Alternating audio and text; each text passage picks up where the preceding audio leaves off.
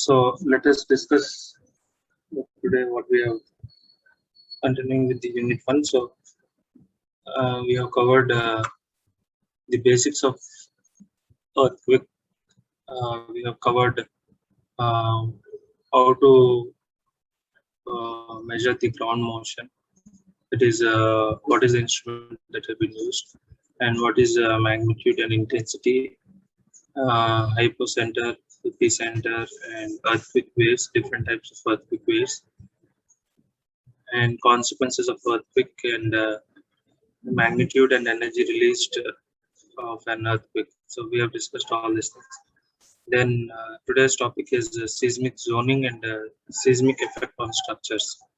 So today's topic is seismic zoning and the seismic effect on structures.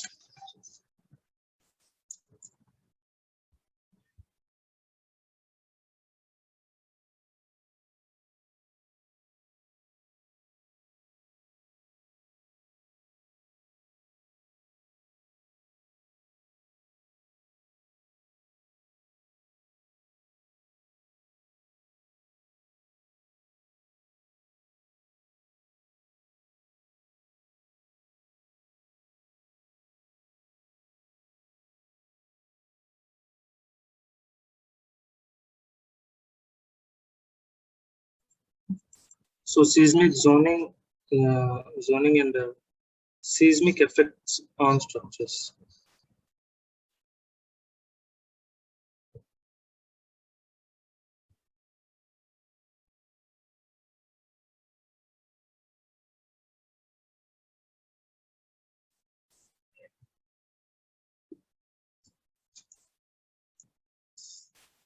So what is seismic zoning? So it is very difficult to predict the earthquake where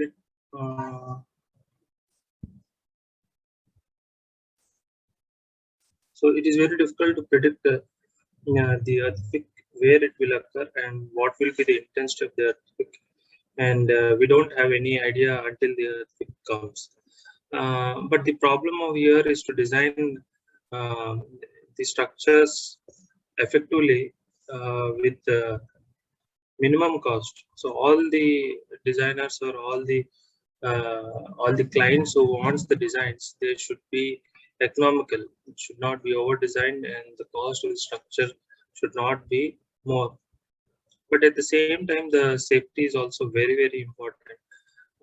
So to come closer to the appropriate and proper solutions, these two, we should know the data of the earthquake and also the economical design. We should make sure that these two come very close to each other. We cannot say that we don't have any information, so we'll design it for the higher cost. That is not correct. And at the same time, we cannot design for the low cost also, because if the scenario comes, then totally the entire structure might collapse, and it will lead to not only damage to the property but also the lives might be affected. So here, what the code, the point in seismic zoning is that we have the code, Indian code, which will guide us for different regions, the different types of, different intensities or different magnitude of earthquake might occur. So Indian code, that for the earthquake engineering, we have IS 1893. That's not 2015. 2015 is also there, but 2015 also is there, but it is for the industrial structures, including stack-like structures. For that, the code is 2015, the latest code, and this is IS 1893 Part 1, 2016. This is the code which will guide you to understand the seismic zoning, and based on the location, the intensity of the earthquake should be taken into consideration for the design. So I'm going to show you the map, a quick map. So this is the Indian earthquake map with the seismic zoning. You can see that it has been classified into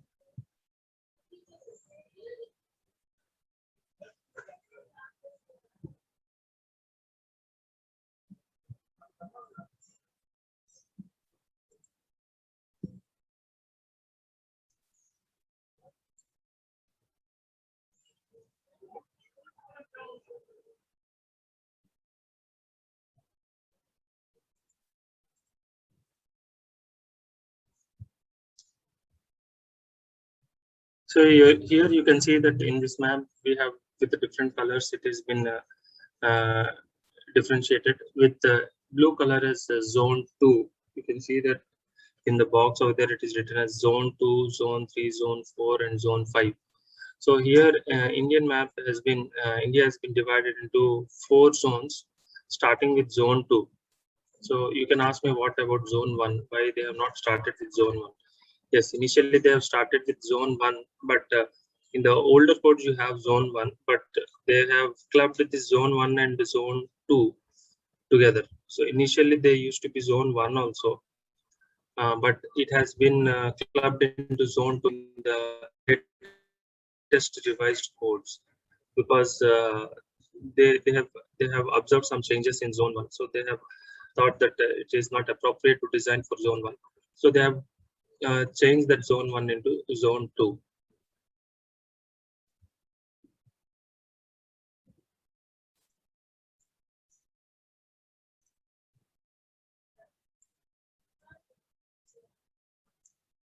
Surely I'm not able to increase size of this one to zoom this one.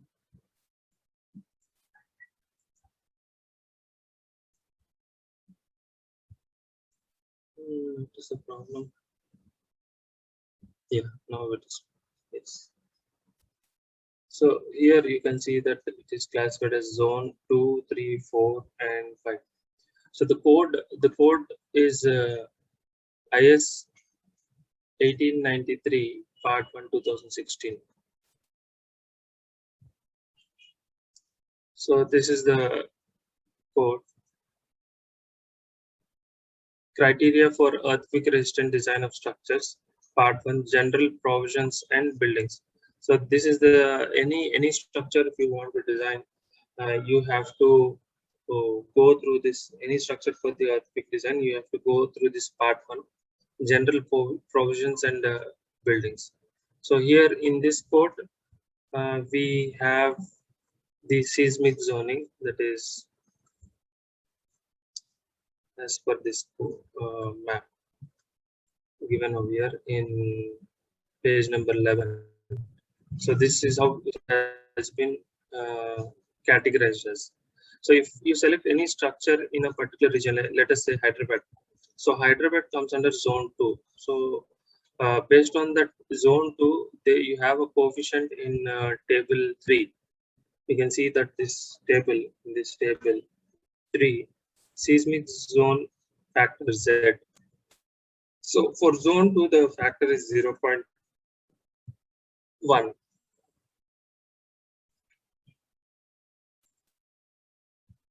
Okay.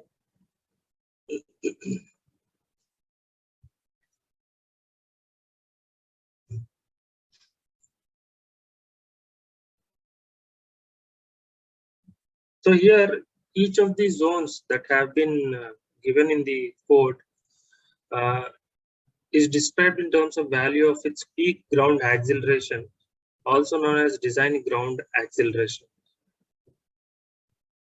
So seismic zoning and next important point is seismic effect on structures. That is the design of the structures.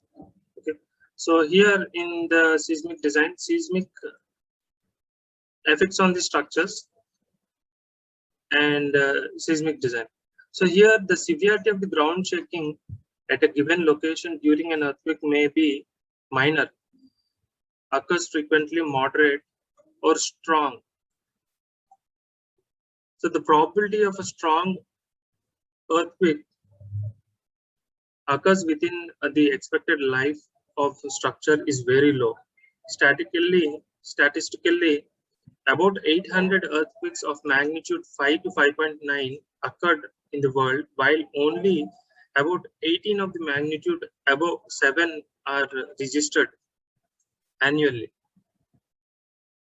So you can see that the severity ground shaking of a given at a given location during an earthquake may be minor, that is, it might be less, occurs frequently. So this occurs frequently, which is given in the bracket, is we cannot find it out, we cannot experience it with our naked eye, but they will come and go. So in fact, in Google also, if you go to the website and simply type over here today's earthquake, you will find a lot of earthquakes that will be recorded, and they are kept in the Google websites. So you can simply go to the Google and find out today's earthquake. Definitely there will be some earthquake somewhere with very low. That is, they will occur, but they will not cause much damage or cannot be noticed that much. Okay, so moderate. Even now, when I'm taking the class, somewhere some earthquake might come of very less scale, maybe say less than 5, on a magnitude of less than 3 to like that. It will come. It might come somewhere, and it cannot be noticed by the naked eye or by the humans, but the instruments will get the data and we will record that. Then we can estimate that this is the amount of earthquake that has occurred, or this is the earthquake that has occurred today.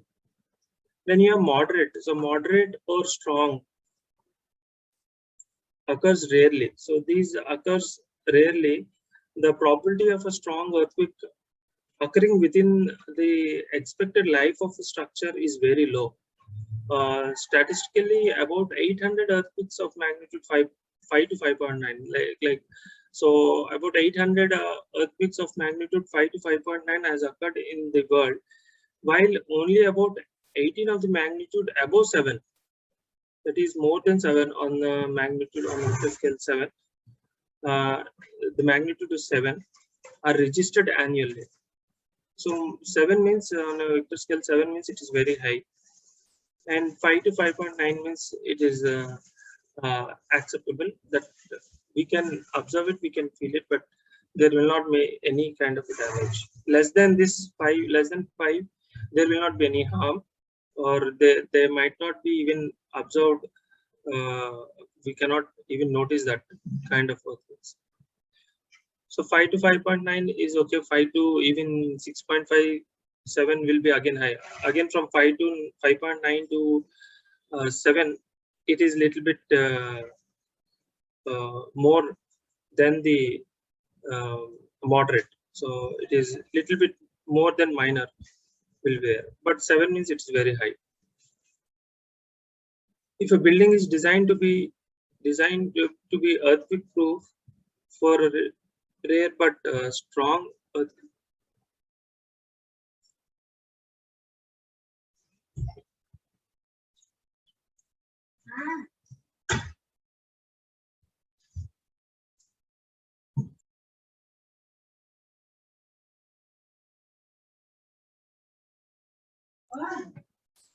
So here you can see that if a building is designed to be earthquake proof for a rare but strong earthquake, it will be robust but too expensive. As I told you that it is very expensive.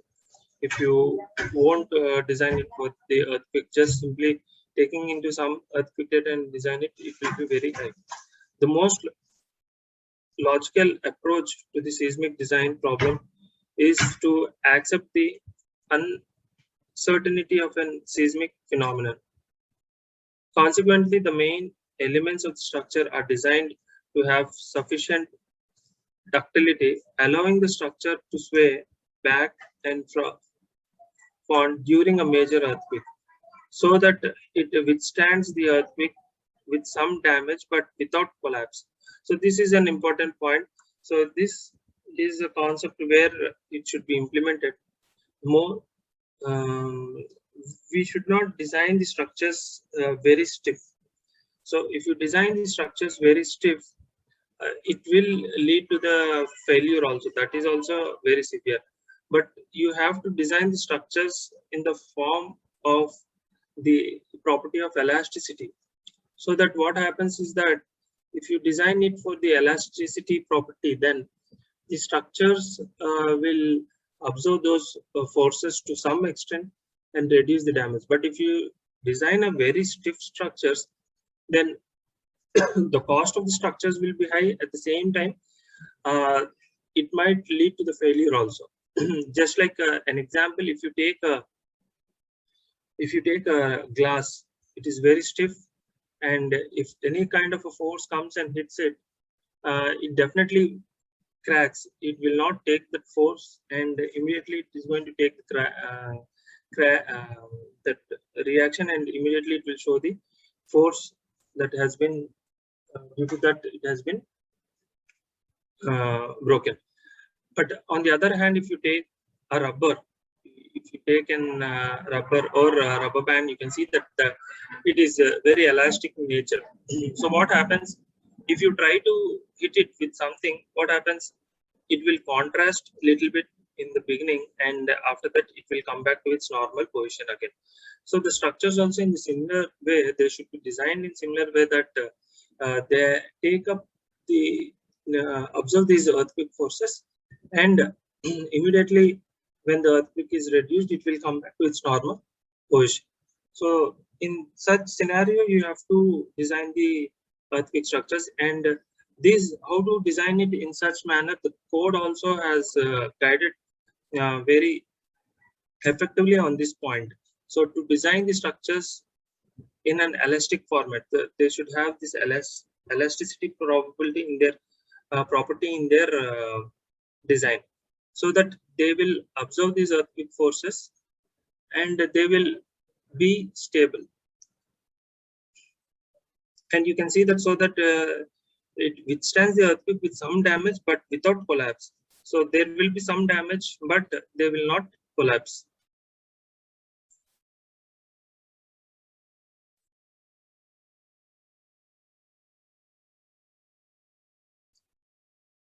So here, an earthquake resistant structures resist the effects of ground shaking.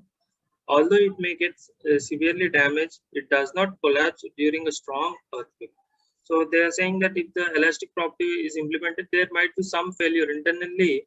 The architectural designs that have been carried out might fail, but the skeleton, that is the main structure, uh, will not have that much impact. So you can see that when earthquake comes, you can see the false ceiling, and any interior works that have been designed, they will be failed.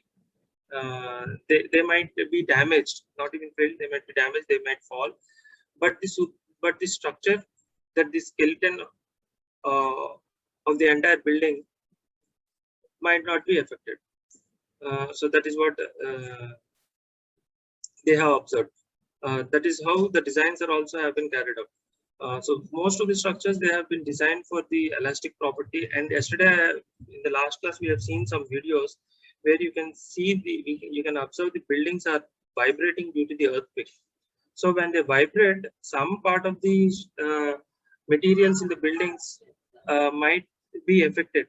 But you can see that the columns are very important scenario over here, and they are not affected that much.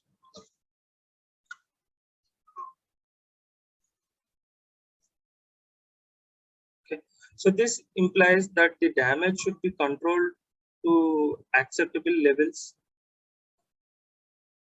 preserving the lives of the occupants of the building at a reasonable cost. Investors tend to make the structures earthquake resistance. Okay, so here it is clearly written over here. This implies that the damage should be controlled to acceptable levels, preserving the lives of the occupants of the building at a reasonable cost.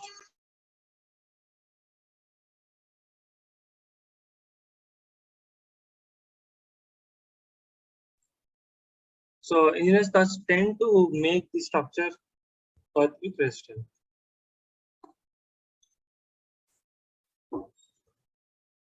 So here we cannot predict, or the damage can never be unavoidable. We cannot avoid it, but should be allowed to occur at right place and in right amounts. That is not more than that or not less than this. Like that, not more than, but we have to design it in such a manner that the damage will be there, but it will not lead to the collapse of the structures.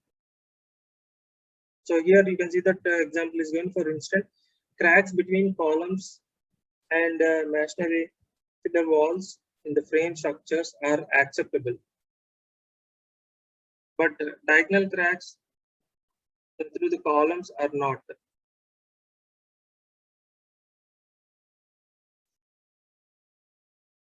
Also, the consequences of damage have to be kept in mind during the design process. For example, important structures such as hospitals, schools, public places, dams, bridges, etc., must sustain very little damage and should be designed for a higher level of earthquake protection. So this is very important point to be noticed. So whenever you go for a design of an hospital, school, public places, dams or bridges, they should be designed very carefully and for high earthquake prediction. Okay, you have to predict them. You have to design it for the high earthquake scenarios. Even though the cost might be high, they should be designed it. They should be designed for those forces, because you know that hospitals are very important. Already the people will be affected, and schools should be designed for that scenario. And public places, dams and bridges. You know the importance of dams and bridges. If they fail, they can create a huge destruction to that entire location. So public places structures should be designed carefully, and schools, especially with the children, they should be designed because they cannot safeguard themselves if anything happens. And hospitals for the people who are already infected.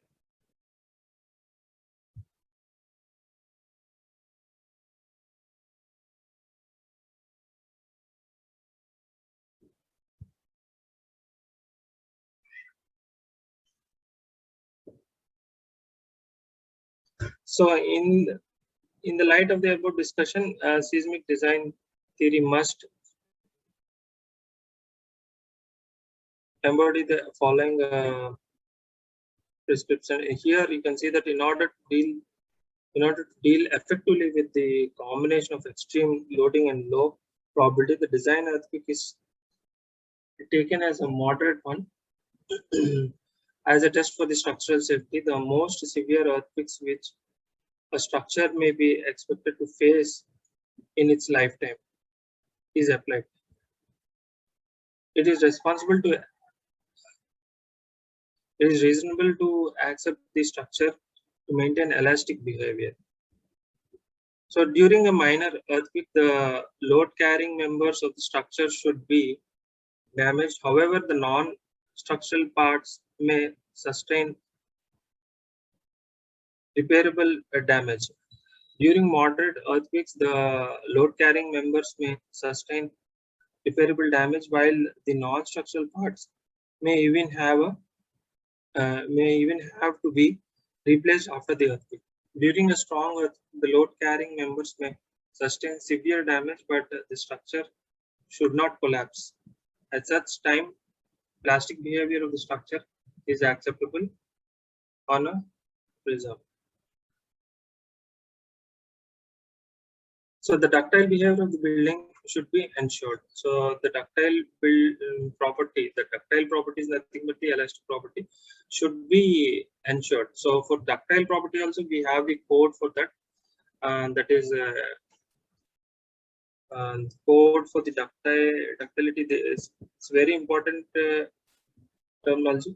13920 2016. That is a code that has been used for the ductility property. Here you can see this is the code 13920 2016, and the ductile design and detailing of the reinforced concrete structures subject to seismic forces. So whenever the seismic forces comes, this ductility property, it's nothing but how you place the reinforcement in the concrete so that it will become elastic in nature. Like for example, I'll show you over here in this code book. They will show the arrangement of the reinforcement. You can see this arrangement. So this is a type of arrangement that you should do when you design the structures. And you can see over here in this how to place the bars properly, how to bend them properly so that they will develop this elastic ductile property, and how to keep this this LD and all. Then you have how to use the stirrups, how to bend the stirrups properly and keep it while you're giving any kind of detailing and designing the structures. And you can see that in beam how to keep the spacing. You can see that close to the column 50 mm maximum, the spacing here between this 60 to 50, and the spacing of the stirrups are, you can see at the junction of the column it is less, and at between it is more. So this ductility code will help you to place the reinforcement properly and develop this ductility nature in the structure. And this ductile design and detailing of the reinforced seismic structures subjected to seismic force. Here, this code will actually be dealt with zone. Here it is given here. Provision of the standard shall be adopted in all lateral load resisting structures for RC structures located in seismic zone 3, 4, and 5. The standard is optional in seismic zone 2. So he's saying that you can use this ductility code if your structure falls under zone 3, 4, and 5. Okay, so here it is given clearly that if it falls under zone 3, 4, and 5. Now, how this zone 3, 4, and 5 in the before I have explained, I showed you the Indian wind map. In that map, it is classified as zone 2, 3, 4, and 5. So according to that, you can choose it. Okay, and the standard is optional in seismic zone 2. That is seismic zone 2. Whatever structures that falls under seismic zone 2, it is not that effective, or you might not consider this ductile detailing for zone 2 because they will not have that much impact on this one, on the structures. So this is about the seismic zoning and seismic effect on structures. So for the effect of these structures, seismic effect of the structures, we have to design very carefully using these codes and the guidelines from the codes. Okay, so with this I'm going to stop the session over here. We have completed our unit 1, the basics of all the scenarios of the earthquake. So you have to go through this unit 1. I'll give you an assignment on this. You have to submit that assignment in GLab. I will upload the materials maximum by today, and then you can go through the materials also. Okay, so this is about unit 1. If you have anything to ask or anything to discuss, you can discuss now. It is 9:50 now. Anything is there, you can say.